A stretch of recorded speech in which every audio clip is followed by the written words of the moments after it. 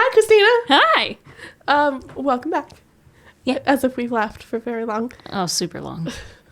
What will be a week for you was like all of 30 minutes for us. Correct. Welcome back. Yeah. I've heard you have some historical fairy tales you want to tell us about for this. I do. It's watering hole day. That's so exciting. But first, we should tackle last week's question. Yeah. If you could have two people sitting on your shoulders, one's like telling you like how bad could it be, negative influence, and one's telling you like good influence, who would you pick? What do you have? You were struggling with this for a second. My good. Okay, I'll give you my good, and then you give me your good, and then Okay. My good, Drew Barrymore. Because she would be small and on my shoulder, and she would hold my face like she does all the people in her talk show. And she'd be like, "You're such a good person." That's so fair. You know, like I can't. Like she's so good. She and gives I love you, her so much. She gives you that space to like be fallible. Yes. So, but she's also pressure. Yeah, to do good things, yeah. to keep going in a positive direction. Yes. So that's a really good one. Who's yours? Terry Crews. Of course, I want Terry. him to be small. Okay. Wouldn't it be great? It would be really good. It would be really good. Is that the only reason you want Terry? Oh, that, and like he's just a ball of sunshine all the time. He really is. Like I've never seen that man unhappy. Right. He's just always just happy to be here. Yeah. Who's your negative? Because I was really struggling until you said, well, how bad could it be? Right. And then I was like, it's got to be Tom Cruise. And I hate that. But nobody else would look at me and go, how bad could it be, really?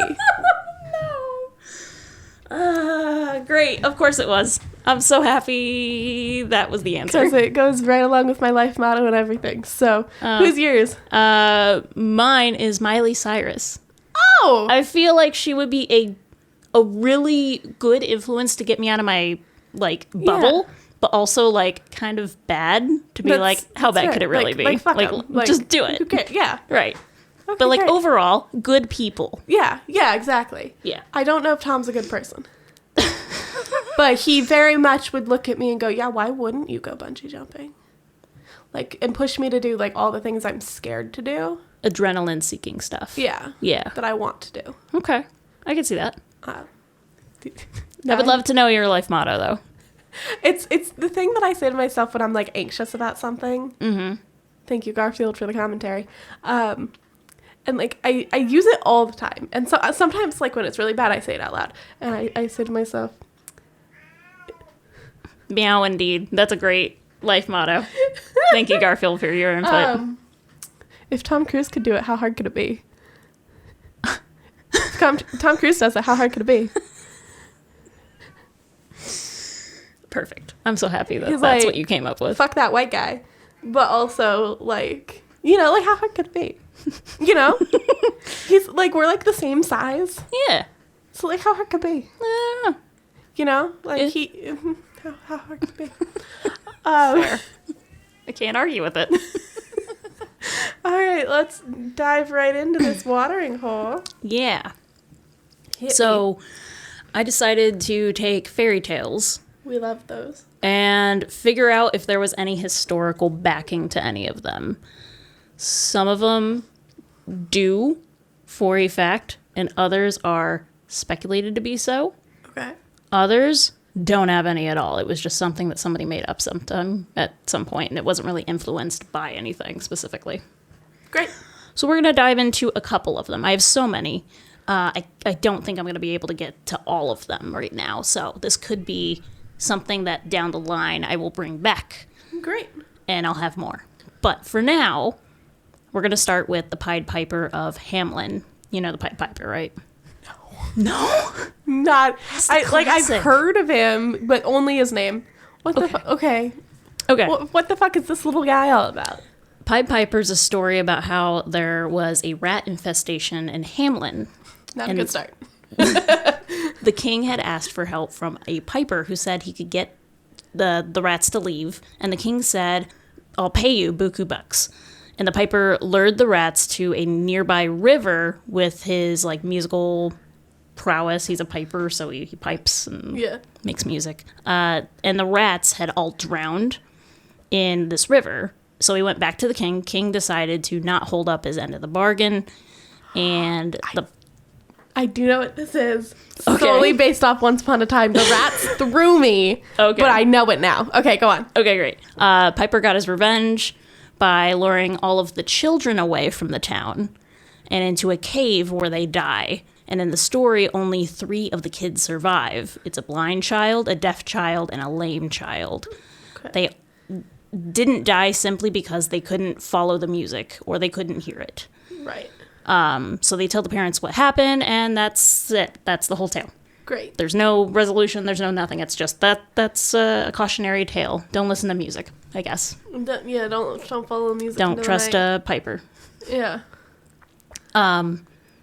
So the first sign that this was actually a real event was a stained glass window that no longer exists due to the building that was holding it being destroyed a few hundred years later after it was erected. Mm-hmm. The glass was thought to be a memorial to the event.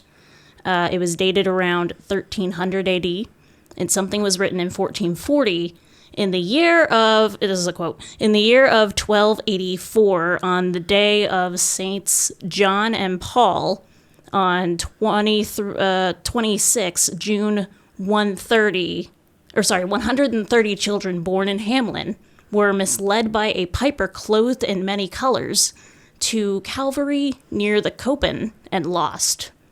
That's the whole quote. So it's kind of right on the money, but also lost. Could be anything. They could have died. They could have not. Okay, so I had 2 thoughts during that quote that had nothing to do with this. Okay. Saints John and Paul Day or whatever. Yeah. You're a saint, but you have to share a day. That kind of fucking sucks.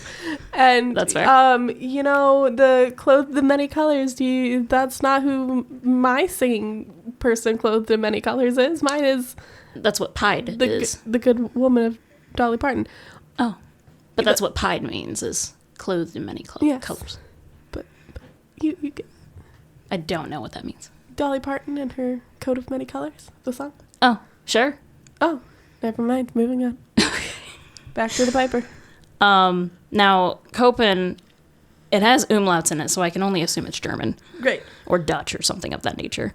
Copen apparently means a knoll or a domed hill, which there were actually many around Hamelin, which one was intended by the written account is really uncertain, so we don't actually know. There is also a written account in the early records of Hamelin in 1384 where it says, quote, "It is 100 years since our children left," unquote. And that kind of got me when I read it. I was like, oh. Yeah, that kind of sucks, dude. So we're not 100% sure about what actually happened, but a good theory is that since the rats were added to the story later, it's thought that it's a metaphor for the real-life plague that may have hit the town of Hamelin. So then why is it just children in the story? Some think it's the dancing epidemic, which was an actual event that happened in 1518, where 50 to 400 people in France danced for weeks. Nobody knows 100% why. But the most popular theory is that it was stress-induced mass hysteria. So now the street where the kids were last seen is now called, quote, the street without drums. And no music is allowed to be played there. They take it really seriously there, so don't go there and do that. Some think that the kids were lured away by pagans to convert them to paganism, who were then killed by a landslide, which is very specific, and I don't know why that's a theory, but okay. The Children's Crusade is also another theory, but it's mostly based in mythology, and that's where children were recruited to go to the Holy Land to convert Muslims to Christianity. Whether that's based in actual fact or not is uncertain. Some experts believe that they traced down some of the names from the children of Hamelin to groups of kids that were found in Poland and Berlin. And that's a nice idea that they survived somewhere else, but the likelihood that they actually lived through any of what happened in this town and then just kind of moved on over to Poland it's probably just a nice idea, not actually reality. Yeah. Unfortunately. Now, there is a darker theory that the Pied Piper was a pedophile Oh my god. who stole these children to commit terrible acts to them. God, is this how you felt when I was covering Degas? Or Degas, sorry. Yeah, kind of. Another theory is that a colonizer took the kids to help colonize Eastern Europeans. And these colonizers were usually dressed in the same fashion as the Pied Piper, multicolored. Okay. So that's a semi-solid theory, I suppose. Some also akin the story to Peter Pan and how he lured children away from their parents with music. Peter Pan is not nearly as old as this story, though. He was written first in 1902, which is much later. Yeah. So the origin for Peter Pan was not even inspired by this story. It was most likely inspired by a tragic event in the writer's life where his older brother died in an ice skating accident a day before he turned 13. So it's probably not related at all. And that's it. That's all I have for Pied Piper. I'm kind of surprised that there's no theory out there about Romani people or anything, like, you know. Who? The Romani people? The gypsies? Oh. Yeah, that's probably a solid theory. Because, like, around this time and just, like, throughout all time, really, Romani people have been seen as evil, villain, awfulness, you know, and they are usually the villains of the story. So I'm kind of surprised that nobody's saying gypsies. I mean, I don't know. I don't know much about the Romani people, and I don't know when they were common. That's fair. I'm not entirely sure either. It could be much later than this time period. It could be earlier. It could be right on the money. I'm not sure. Well. So, there's the Pied Piper. Great.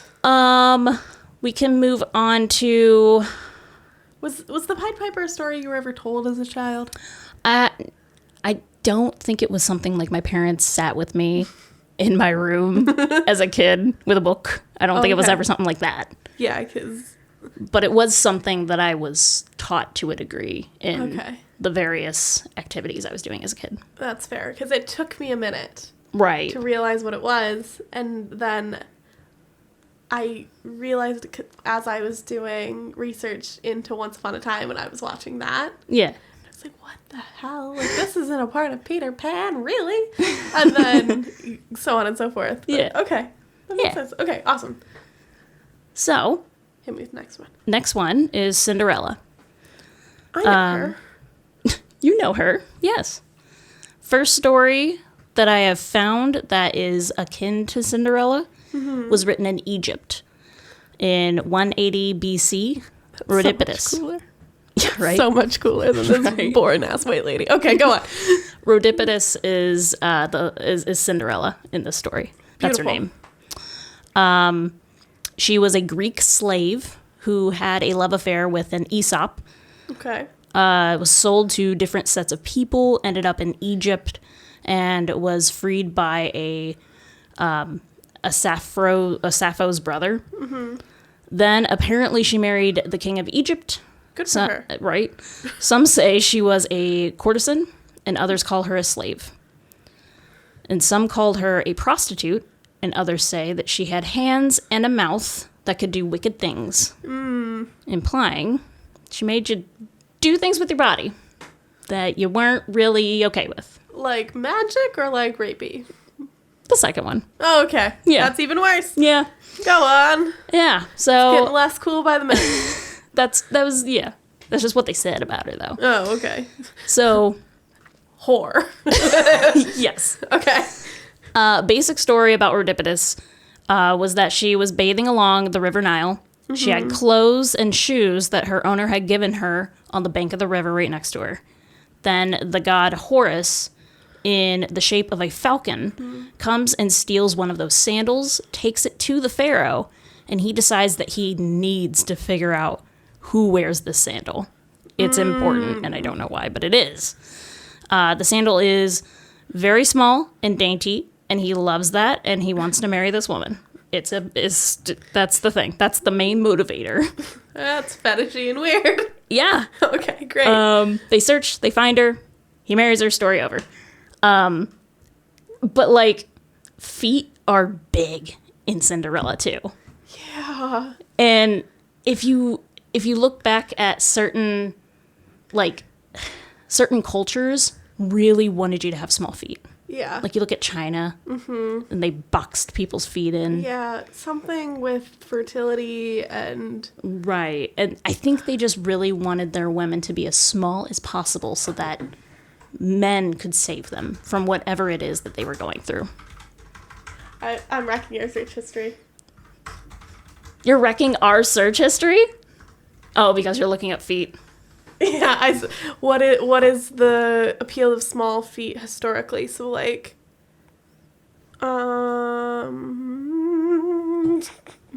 quote from the Smithsonian Magazine says, foot binding is said to have been inspired by the 10th century court dancer named Yao Nang, who bound her feet in the shape of a new moon.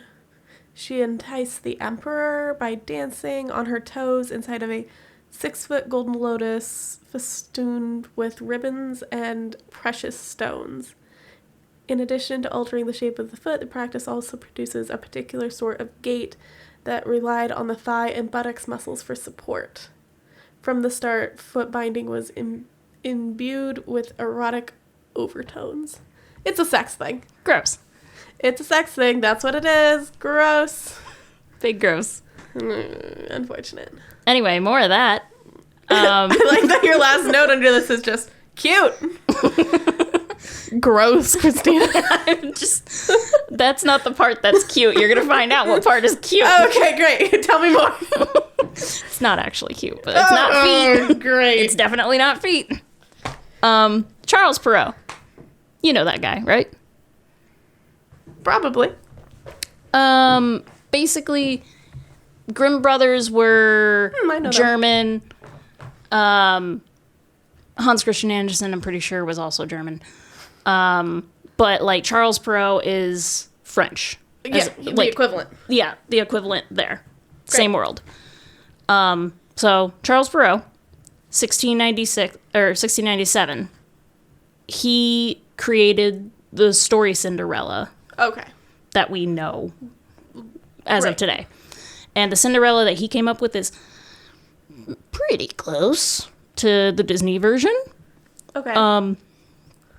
The Grimm brothers, Cinderella, like their version, Cinderella was abused by her stepsisters and stepmother. Mm-hmm. The spirit of her mother is in a tree in her garden.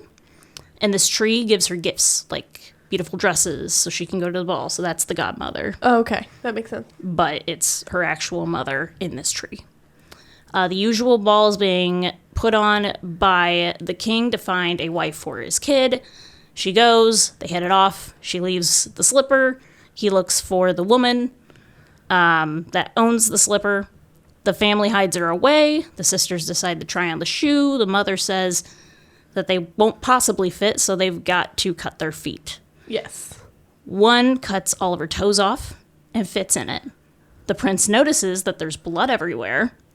Got a keen eye on that one, so marry that one, I guess. Other sister does the exact same thing, but with her heel. Which how? I don't know. He falls for it again, so I guess he's not that bright. Oh. Really dumb. But then he realizes the same thing. There's blood everywhere, so that's a problem. How did you not notice to begin with? I don't know. He's a dumb bitch. He's a man. Back in the day. So clearly he saw blood. He's like, you can't possibly be this woman. Says no. Cinderella shows up somehow. We have no idea how, but she's just there now. Fits in the shoe. And the prince and her marry.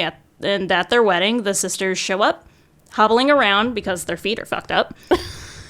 They're on the dance floor, they're doing their thing, they're hobbling, they're having a good time. Actually not, because they wanted to be the princess. And then the princess's doves peck out their eyeballs. Cute. Okay, well... So that is the story. And I found no historical accuracy. Yeah. It was literally just Rhodipidus. And that's Okay. the only thing I could find history-wise. But it's not really history, it's just a story. The weird discrepancy is, like, how many people have the same size feet? You know, like, how many people wear the same shoe size? And also, like, so, and now, Yeah. have you heard the, like, spin where Cinderella was a trans woman and that's why nobody's shoes fit because they were all actually way too big instead of way too small? No. That's a twist that they're putting on it now. Okay. Which is, I think, is really interesting. It's and that's why, interesting. like, the ugly stepsisters don't like her. Right. Because, you know, they're transphobic and all that. And it's a really good tale, too. But, like... Like, there's so many versions out there that exist that are more modern, which is lovely. But why are we so centered on the feet? I don't know. Like why? someone decided that was their kink one day, wrote down a tale. People said, "Oh, that's interesting," and Like, kept going. not to, like, I'm not out here kink shaming. Like, you do whatever the fuck you want to do as a consenting adult with other consenting adults. That's great. Yeah. Why this is a children's story though? Like, I mean, have any of why are we trying it on? Like, why aren't we just trying to, like, find the mate or whatever? I don't know. Because, like, It's a fairy tale. you know, It's not supposed to make sense. It's supposed to entertain the children. that's fair. It's not a fable, I guess. Okay, so let's see. Time-wise, We got 8 minutes. 7 minutes and 10 seconds. Okay. You can hit me with Snow White. I love her. Are you sure? I love her so much. Okay. All right. Then we'll do Snow White. We have an evil stepmother, or we have an evil mother instead of a stepmother for the original tale. Okay. She's got the mother has a mirror that talks to her, asks her who the prettiest, or she asks who the prettiest in all the land, and mirror says it's her daughter. She hates that, hires a huntsman to kill her, brings back her liver and her heart, or at least she wants that. The huntsman kills a wild animal, brings the heart and the liver to the mother instead. He tells Snow White to run into the woods, find a cottage there to live in. There's 7 men inside, and some versions call them dwarves. It's assumed that they were called dwarves because at the time, minors were actually often minors, like young kids. Yeah. So they weren't dwarves, they were just children. Yeah. That's the theory Gross. anyway. Like this escaped adult woman lived with children. Right. But yeah, usually they were kids because they were smaller and they could get in hard to reach places. Yes. So it just made more sense to have them down in the mines. Child labor and all that. Right. You know, Normal things. above board. But if they did grow up, they didn't really grow the way that average people would. They would grow with disfigurements because they would hunch down a lot and they would be in like underground. Yeah. They would have problems growing up. So it's possible that they could have been dwarf-like, Okay. but not quite actual Right. dwarves. So there's that. So Mommy Dearest finds out that Snow isn't actually dead because she has a magic fucking mirror and it tells her. She visits Snow while she's at the cottage. She's over there several times. As an elderly woman, I guess she can just... She got mad skills and... Like, maybe she's got good makeup. I don't know. But she's over there as an elderly woman with an apple. Eventually, Snow is that person that is like, oh, cute, love an apple, and eats it. Mother poisons one side of the apple, but not the other, because she has to demonstrate and say, it's actually fine. This apple is not poisoned at all, and she eats her side. Gives the other side to Snow. Snow eats it. And, she falls asleep. Yep. Not dead, just asleep. The men of the house don't want to bury her, put her in a glass coffin instead. And a prince appears, magically, of course, sees her, falls in love with this woman, tells the men that he wants to take her home. The men don't like it, but they allow it. That's kidnapping of a corpse. I feel like under some law somewhere that could that be desecration of a corpse? Anyway, moving on. But they let it happen. So he takes her back to his place, and he's trying to figure out the best place to put her in the room. And one of the prince's men gets fed up because they're going back and forth and back and forth and back and forth, trying to find the perfect spot. And he finally sets her down, opens up the coffin, slaps her in the face, and a piece of apple that was lodged in her throat is coughed up. She wakes up, they marry. Her mother is invited to the wedding. Why? Because she's forced to wear iron shoes and dance on hot coals until she dies. Oh my God. Yep, that's the original tale.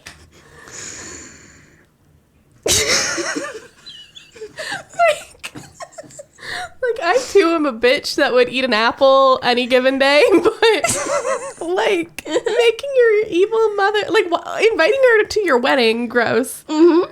Two, that's murder. Yeah. She tried to murder you, you're gonna murder her back. Oh, I don't like it. Dance on them coals, bitch. Do it. Do the slide. Do the Cupid shuffle on them. Right. And them iron shoes. Get it. So, some people believe that the story of Snow White is based on Margaretha von Wardeck, who was born in 1533. Her father owned several copper mines, and her mother had passed away. So, her father remarried. The woman he married was named Katharina, and she did not like Margaretha at all. She despised her. Her stepchildren were basically the only ones she cared for. You mean her biological kids? Or sorry. She hated the stepchildren, you're right. Okay. She only liked the biological kids that she had. Okay. And she also didn't love the fact that Margaretha was more beautiful than she was. What a jealous bitch. So when Margaretha turned 16, Katharina sent Margaretha to Brussels so she didn't have to look at her anymore, essentially. Oh my God. You're too pretty, off to boarding school, bitch. Right. So Margaretha, while she was away, tons of men were interested in her.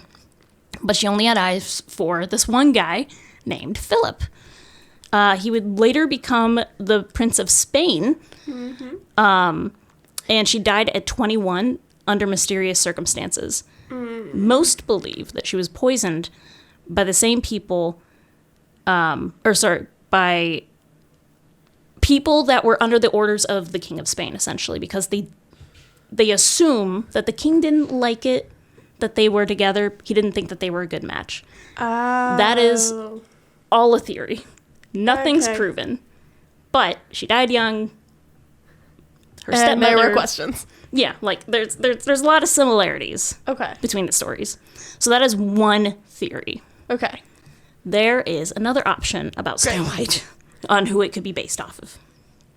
Maria Sophia von Erthel, I think. She was born in 1729 in Bulgaria. Great. Big surprise. Her mother died when Maria was young, and her father remarried another one. So this woman's name was Claudia, and she was reported as a pretty nasty woman. She also had a mirror that she spoke to, and some say there was a contraption that was attached to that mirror that would speak back to her. Talking mirrors were actually a thing back then. Great. At least that's what they were called. It meant that the mirrors were so pure and clear that it could only tell you the truth. And that's what a talking mirror was. This particular mirror that she owned had the words self-love written on it. And these mirrors would have been manipulated, if at all possible, created to have some sort of acoustic system so that when you spoke in front of it, it would echo back to you. So it sounded like it was speaking back. Oh. So, legend is that Claudia poisoned Maria by putting belladonna inside of an apple and forcing her to eat it. Yikes. And that's all I got on Snow White. You know what's weirding me out about What? this? That Katharina and Margarita, their names are really similar. And then Maria and Claudia, they're like, why? Like, they're just a little too close. I don't like it. But I, as a person who would die over an apple, I get it. Yeah, you really would. Like, I love me an apple, dude. But yeah, that's, we've got 2 possibilities with Snow White, and it's possible that people heard about what happened with these particular people since they were a little more higher up. Right, in society. Yeah, it was like celebrities or something. And they just took those 2 and combined them and said, oh, did you hear about the princess? And then they would get it mixed up. That is another theory that people have, that people just kind of pieced them together and smashed them. Right, okay. So yeah, that is what we go through. 3? Yeah. That's 3 of the different fairy tales that I found out about. Some had historical accuracy to it, some did not. That's actually really interesting, especially since we're watching Once Upon a Time, and I'm like, right. Like, these stories have been told time and time and time again, and I feel like it tells you a lot about a person to which version they like, and which version they latch on to. Yeah. And, like, I wasn't a Disney kid. I didn't grow up with the normal fairy tales. Yeah. And, like, it's so much to the point where when I did Peter and the Starcatcher in high school, the play, Sure. it's Peter Pan. Okay. It's Peter Pan with a little bit of a twist. Okay. But, like, it's Peter Pan. But there's more of a focus on, like, the alligator and stuff. Oh. Anyway. All right. We read it, and I was like, this is so different from Peter Pan. It's a crocodile, but sure. Yeah. Yeah. And my director and I had to sit down, and he was like, how is this different? And I'm like, well, why is Hook the bad guy? And he was like, because Hook's the bad guy. And I had gone my whole life, because I never really knew the story of Peter Pan aside from he was taking children and all this stuff. And it didn't ever click in my brain that Hook would have been the bad guy because Peter Pan was the one kidnapping kids. And I was like... Right. So in my head, I was like, oh, he's got to be the one saving the kids, right? and my director was just like, what the fuck? Shout out to you, Will. Thanks, Will. Anyway, thank you for all of that great information. Yeah. Since you brought all that information, would you like to pose a question for next week? Oh, shoes.